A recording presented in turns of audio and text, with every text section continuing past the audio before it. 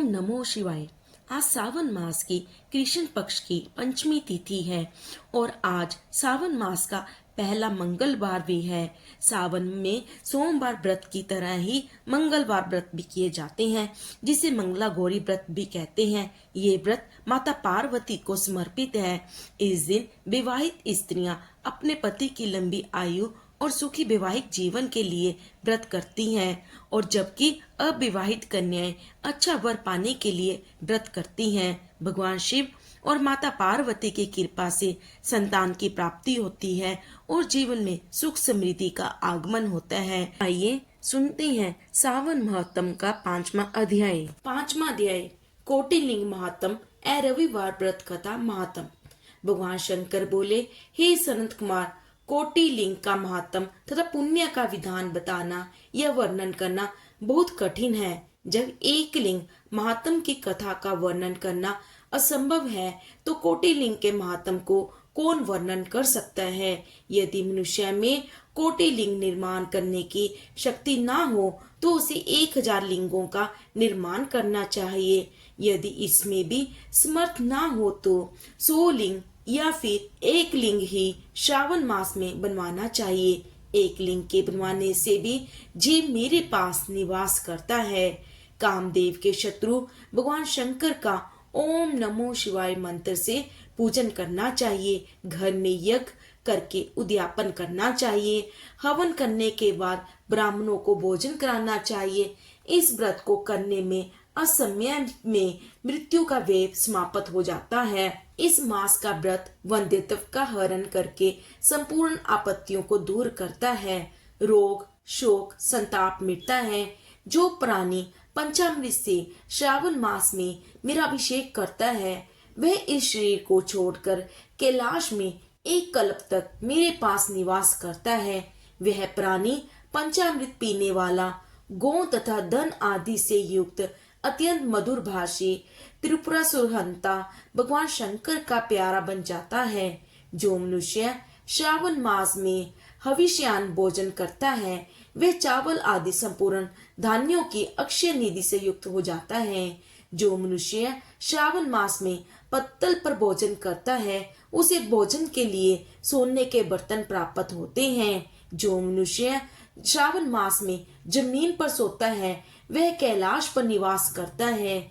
जो मनुष्य श्रावण मास में एक दिन भी ब्रह्म मुहूर्त में स्नान करता है उसे मेरे पूरे महीने तक नहाने का फल मिलता है।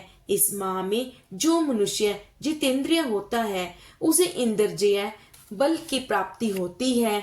इस महीने में सफ्ट मणि, पाषाण, मिट्टी तथा मरमक्त मणि से निर्मित शिवलिंग या स्वयं उत्पन्न या बनाए हुए या पिसान निर्मित अथवा पित्तल या चंदन मक्खन निर्मित शिवलिंग में एक बार अर्चन करने से जो ब्रह्म हत्या का पाप मिट जाता है। सूर्य ग्रहण, चंद्र ग्रहण तथा अन्य किसी सिद्ध क्षेत्र में लक्ष्य जप करने से जो सिद्धि प्राप्त होती है वह सिद्धि श्रावण मास में केवल एक बार जप करने से मिल जाती है।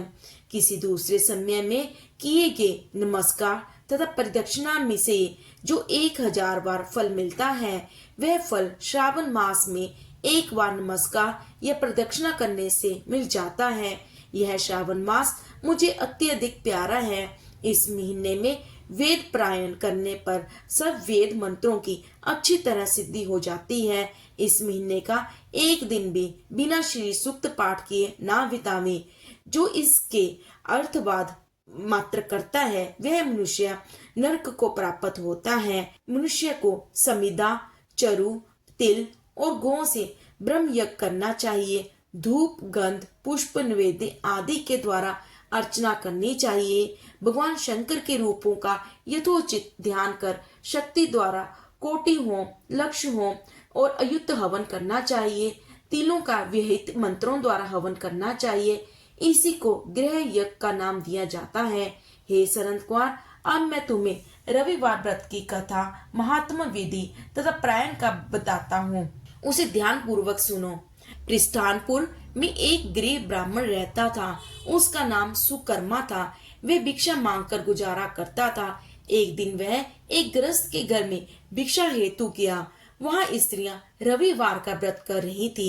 उस ब्राह्मण भिक्षुक को देखकर उन स्त्रियों ने अर्चना सामग्री को ढक दिया। उधर ब्राह्मण के मन में अर्चन विधि जानने की इच्छा जागृत हुई। वह बोला, हे साध्वी महिलाओं, आप सबने इस व्रत की सामग्री को क्यों ढक दिया है? आप दयालु हैं, कृपा कर मुझे भी इस व्रत को करने की विधि बताएं। मैं अपनी दरिद्र अवस्था से दुखी हूँ। यह उत्तम व्रत श्रवण कर मैं भी इस व्रत को करना चाहता हूँ। इस व्रत के विधान तथा फल को मुझे भी बताइए। स्त्रियों ने कहा, हे ब्राह्मण देवता, यदि व्रत में उन्माद या प्रमाद अथवा विस्मरण, भक्तिहीनता या अनास्था करोगे तो यह व्रत निष्फल हो जाएगा। अतः इस व्रत को तुम्हें हम कैसे बता दें? ब्राह्मण बोला, मैं ऐसा नहीं करूंगा। उसकी ऐसी बात सुनकर उन महिलाओं में से एक प्रौढ़ महिला ने ब्राह्मण को उस व्रत की विधि बता दी। उसने बताया, श्रावण मास के शुक्ल पक्ष के पहले रविवार को मौन धारण कर प्रातः उठे, शीतल जल से स्नान कर पान के पत्ते पर 12 परिधि वाला मंडल लिखना चाहिए। उस लाल चंदन से सूर्य नारायण के तुल्य गोलाकार लिखना चाहिए। उस मंडल में संज्ञा नाम वाली स्त्री सूर्य का लाल चंदन से पूजन करना चाहिए। घुटने जोड़कर जमीन पर बैठकर सूर्य के 12 मंडलों पर अलग अलग लाल चंदन से युक्त लावा तथा जपा पुष्प से युक्त अर्घ को श्रद्धा भक्ति से सूर्य नारायण को दें। अर्घ को रक्तशत, जपा पुष्प और उपचारों द्वारा युक्त करें। नारिकेल बीज और खांड से युक्त सूर्य के मंत्रों को कहकर नैवेद्य दे। सूर्य का 12 मंत्रों द्वारा सत्वन करें। 12 बार नमस्कार करें। 12 बार प्रदक्षिणा करें और 6 सूतों को एक में मिलाकर उसमें 6 ग्रंथि लगावे। उस सूत्र को सूर्य नारायण को अर्पण कर अपने गले में पहन ले। 12 प्रकार के फल का वायना ब्राह्मण को दें। कुपात्र को इस व्रत की विधि नहीं बतानी चाहिए। हे द्विज, इस व्रत के करने से निर्धन धनवान हो जाता है, निसंतान पुत्रवान हो जाता है, कोढ़ी का कोढ़ मिट जाता है, रोगी का रोग दूर हो जाता है। प्राणी जिस वस्तु की इच्छा करता है वह उसको इस व्रत के प्रभाव से प्राप्त हो जाती है। श्रावण मास के महीने 4 या 5 जितने भी रविवार पड़े, सब रविवारों का व्रत करना चाहिए। व्रत के फल की प्राप्ति हेतु उद्यापन भी करना चाहिए। इस प्रकार रविवार का व्रत करने से कार्य सिद्धि हो जाती है। गरीब ब्राह्मण रविवार के व्रत की विधि प्राप्त कर अपने घर को लौट गया। घर आकर उसने अपनी दोनों पुत्रियों को भी रविवार व्रत की कथा एवं विधि से अवगत कराया। उस व्रत के सुनने और अर्पण तथा दर्शन मात्र से उसकी दोनों पुत्रियां सुंदर बन गईं। उसी दिन से गरीब ब्राह्मण के घर लक्ष्मी जी निवास करने लगी। अब वह ब्राह्मण भगवान की कृपा से धन कुबेर बन गया। एक दिन वहां का राजा ब्राह्मण के घर के सामने से गुजर रहा था तो उसकी दृष्टि ब्राह्मण की रूपवती कन्याओं पर पड़ी।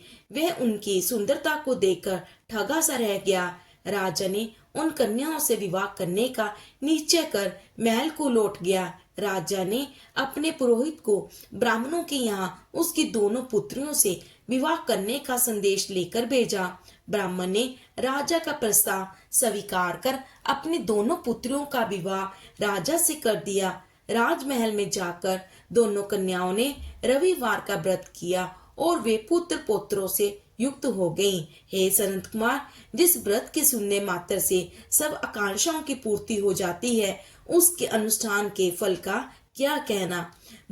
इस प्रकार श्री स्कंद पुराण के अंतर्गत ईश्वर सनत कुमार संवाद में श्रावण मास महात्म्य में परिकर्णक नाना व्रत रविवार व्रत कथन नामक 5वां अध्याय संपूर्ण हुआ। बोलो शिव शंकर भगवान की जय, माता पार्वती की जय।